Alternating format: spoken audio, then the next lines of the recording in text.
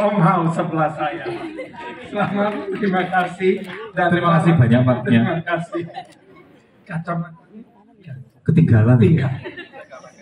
Kepada all cast, terima kasih. Selamat dan juga Obiada kerjasama kita masa pandemik terus kita berdebat akhirnya dapat kombinasi yang tepat untuk film ini. Saya ingin ucapkan itu saja dan film ini akan tayang 21 September serentak di seluruh Indonesia dan juga kita ada sneak preview 20 September hanya jam 7 setengah 7 sampai jam 7 malam satu show sneak preview. Yang mau nonton lagi bisa juga, dan tolong kalau memang filmnya mudah-mudahan sesuai harapan dan film ini bisa membangkitkan, selalu kontribusi dan membantu film Indonesia. Saya punya prinsip dan moto adalah kerjanya selalu untuk film Indonesia bisa jadi tuan rumah di negerinya sendiri.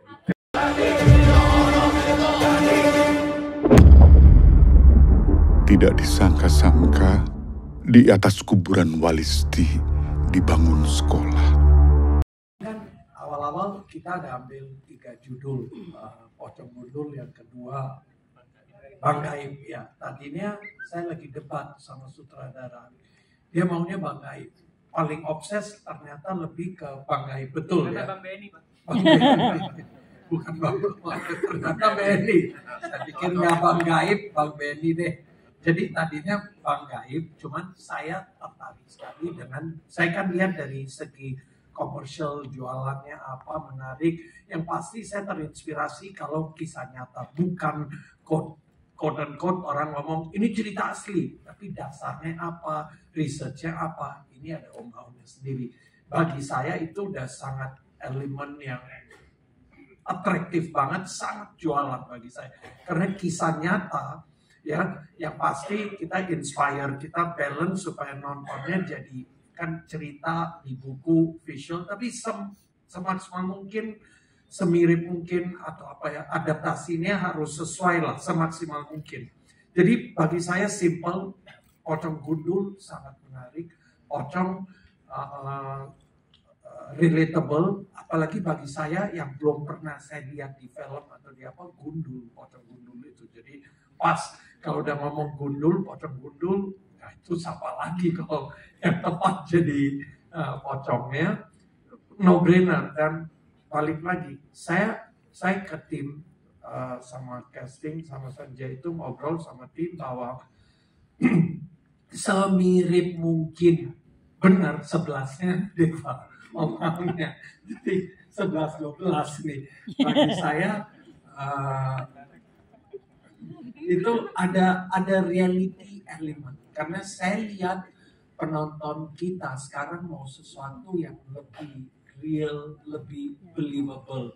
Jadi bukan larger than life, maunya sesuatu yang itu gue tuh kok bisa relate. Jadi lihat Om Hao-nya, lihat ininya, kan Om Hao di YouTube-nya udah 2,8 juta subscribers, dan tiap minggunya itu udah ada fan base yang solid.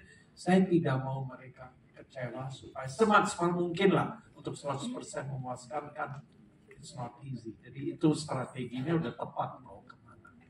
Itu aja sih dari saya. Setiap 10 tahun, dia mencari mangsa agar terisi kekuatannya. Ini mulai kita tulis dari tahun 2019.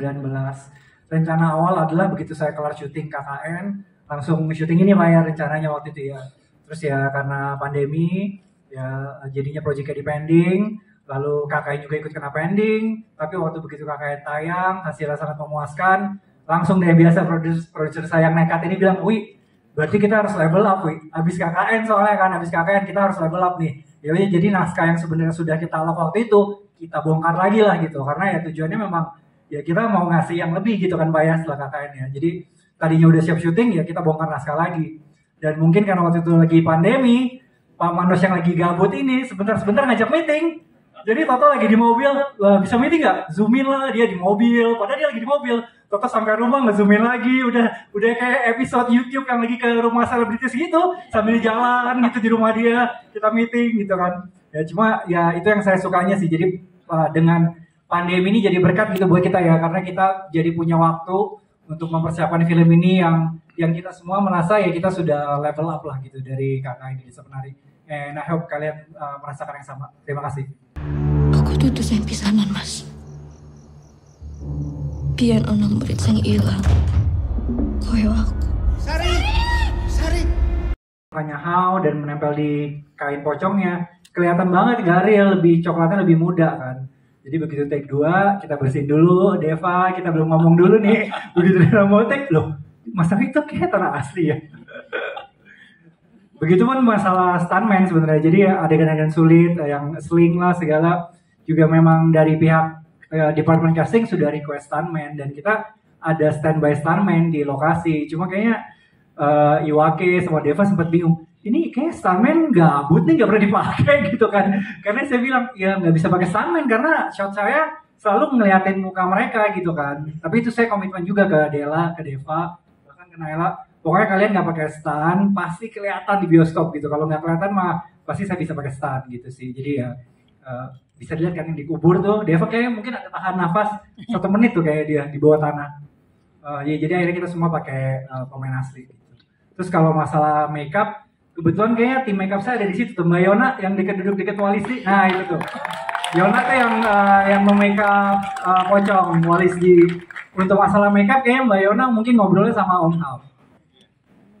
Ya kebetulan saya sama Deva belum nggak kapok-kapok. ya, terus ya saya ketemu Mbak Yona sebenarnya di lokasi, Pak. Ketemu di lokasi dan itu request dari beliaunya sendiri yang tidak disebut 3 kali, Pak. Yang di pojok waktu itu beliau mendatangi Mbak Yona dulu, request saya ingin di make up-nya seperti apa, dan saya juga datang ke lokasi ngecek termasuk yang ini bonekanya itu Mas Sawi ya, yang pocong-pocongan itu juga. Dan dalam pengerjaannya sendiri saya intens ngobrol sama sosoknya itu dari awal, sejak itu dibikin tweet waktu itu di IG dan juga Twitter Kisah Tanah Jawa, kemudian menjadi buku. Itu sudah operatif lah sosoknya gitu. Karena saya nemunya dari hasil audisi juga Pak, audisi pocong se-Indonesia gitu. Saya pilih yang paling menarik gitu, yang kalau selama ini yang bentuknya dibungkus saja itu kan sudah umum ya. Saya mau cari yang berbeda dari yang sering saya lihat, sudah bosen biasanya gitu. Terus nemu yang ini yang pakai hoodie itu. Tapi ininya gundul itu saya yang namain sebenarnya karena unik gitu. Jadi pocong nggak dikucir tapi dia terlepas pakai jaket hoodie. Karena saya ngeliat dari jauh awalnya ini orang pakai jaket, oh ya ternyata enggak. Terus datangnya nggak ketok pintu tapi ngedorin kepala. Itu jam 2 pagi ke rumah saya pada waktu itu. Sebuah perjanjian dengan jin Danaspati yang akan membuatnya hidup selamanya sebagai pocong gundul. Sebenarnya ini satu proses panjang ya, dan alhamdulillah hari ini kita bisa berkarya dan sampai di posisi ini tidak jauh juga dari dukungan yang ada di pojok sana. Sudah nonton dari tadi. Dan ini tanggal 13 September itu juga bertepatan dengan ulang tahun yang difilmkan, yaitu Walisdi. 13 September itu pas ulang tahunnya ceritanya gitu. Dan kebetulan ini tidak direncanakan. Waktu itu waktu Kisah Tanah Jawa syuting di Dieng, terus saya ditanya tanggal lahirnya tanggal berapa. Saya hanya di depan mobil, di kaca mobil itu kemudian nulis tanggal aja, tanggalnya ini gitu. Terus nanti kalau sudah tayang request minta kain kafan sama kapur barus terus kembang setaman. Itu yang sudah di pojok, sudah hadir. Gak usah jauh-jauh yang diomongkan. Dan tadi awalnya kan mintanya kainnya tuh lembaran, terus saya suruh menatakan seukuran badannya gitu di pojok. Nah ini juga bertepatan juga, jadi kenapa kita pakai batik ya? Sebenarnya malam ini kita hajatan para pocong Tanah Jawa. Sebelahnya juga sudah ada. Sebelahnya itu ada satu boneka, kita tak sebut apa ya, tapi akan jadi mediumisasi, jadi medianya. itu kita bungkus tadi. Jadi ya sugeng rawuh hajatannya gitu. Selamat datang untuk hajatan para pocong tanah Jawa tanggal 13 loh. Dan KTJ itu semua serba 13 gitu. 13 dibentuknya, saya tanggal 13 lahirnya, teman-teman juga 13 dan hari ini juga tanggal 13. Alisti juga tanggal 13 lahirnya. 13 juta dong. 13 juta amin. 13,13. Itu tuh pocong biasa, Rik. Kepalanya itu loh, gundul, kayak tengkorak. Untuk latar ceritanya itu cerita asli, gitu, based on true story. Berawal dari satu sekolah di kota Jogja, saya tidak bisa sebut sekolah mana, sering terjadi kasus kesurupan sekolah ini. Dan kita coba menggali cerita, ternyata kita berhasil karena kita mendapatkan narasumber dari para alumni. Alumni ini berasal dari Javanika, gitu. Jadi sobat setia kita. Gitu. Jadi kita gali, kita mendapatkan cerita secara interview ya, kemudian digambarkan denahnya, kronologi ceritanya seperti apa. Baru setelah saya mendapatkan data-data ini, kita bilang data primer ya. Saya tidak pernah ke sekolahnya karena takut gitu. Sempat dicari gurunya ini untuk datang untuk lihat langsung gitu, tapi saya nggak enak sebenarnya. Jadi beberapa teman-teman angkatan saya itu pernah sekolah di sini, alumni, dan menceritakan. Nah, kemudian secara retrokondisi itu ketika saya berkenalan ya, yang sekarang jadi teman baik yang ada di pojok itu ngobrol intens gitu. Jadi ngomongin tentang ini itu seperti apa. Kan di 1 bulan terakhir ini semua entitas pocong itu dekat mas. Itu bahkan istri itu posisi maaf ya sedang hamil gitu terus nyiumin bau kapur barus terus. Ini jangan nyiumin kapur barus gitu. Jadi mau tak kasih tahu karena kapur barus itu aromanya dari entitas pocong.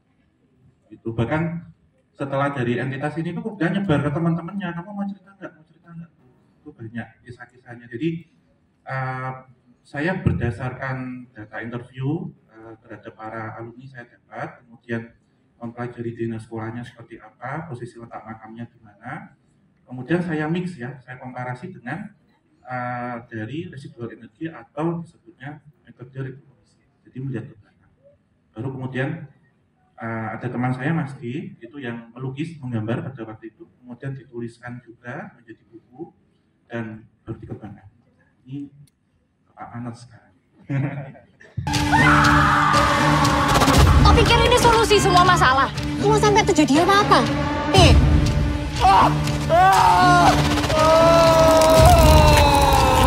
Hajatan pocong-pocongnya. Saya dikabarinnya sama tim MD katanya premier. Kalau tahu hajatan pocong saya mungkin nggak bisa hari ini. Salah infonya ya. Tolong lebih detail besok-besok. Sama tanpa bermaksud berterima kasih terhadap pandemi, kalau memang benar proyek ini jalan 2019, mungkin bukan saya yang memerankan Om Hao. Akhirnya berjodoh dengan kisah Tanah Jawa. Sebenarnya saya dengan Om Hao tuh kenal udah cukup lama, cuman memang kita sempat terus kontak karena memang Om Hao kan memang tinggalnya di Jogja, saya di Jakarta. Paling kalau ada kesempatan, misalnya saya lagi main ke Jogja, kita akan ketemu. Tapi memang benar-benar proyek ini kita tahunya belakangan bahwa ada keterlibatan satu sama lain gitu. Jadi emang kisah Tanah Jawa selalu punya tempat di hati saya, makanya saya sangat luar biasa senang ketika ditawarkan untuk bisa terlibat di proyek ini. Ya mudah-mudahan apa yang kita kerjakan ini bisa menyentuh hati teman-teman. Dan sekali lagi buat yang malam ini sudah hadir, saya ucapkan terima kasih banyak. Kalau suka sama filmnya, jangan lupa untuk disebarkan bahwa film ini nanti tayang tanggal 21 September di seluruh bioskop serentak. Kalau nggak disebarin, nanti yang di sana ikut pulang. Oke, segitu aja dari saya. Terima kasih. Sebenarnya ibu tidak setuju Hao melakukan retrokognisi.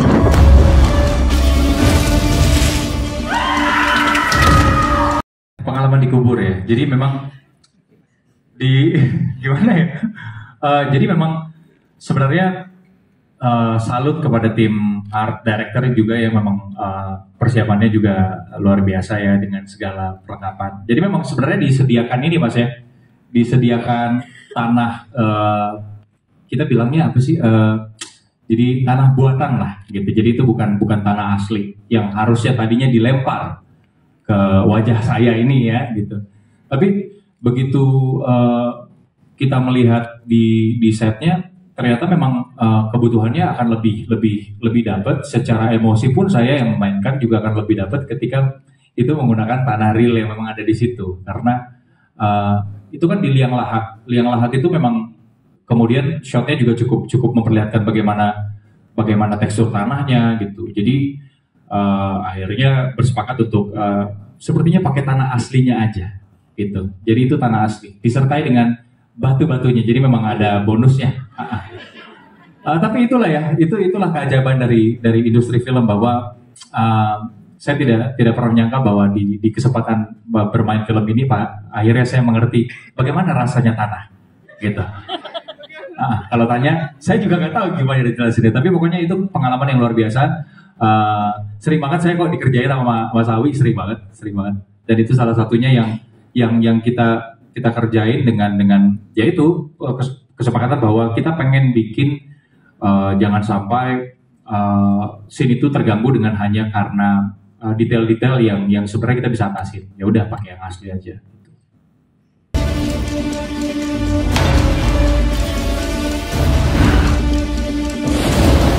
Teman partner saya di KPJ, Deva dan Naila, dan Kang Iwa yang nggak bisa hadir. Senang banget bisa bekerja sama mereka, dan ini sebenarnya cukup fun fact mungkin. Kenapa saya mau mengambil proyek ini? Jadi saya itu lahir dan kecil di Jogja, dan saya sudah mendengar kisah ini waktu masih kecil. Ini kayak merupakan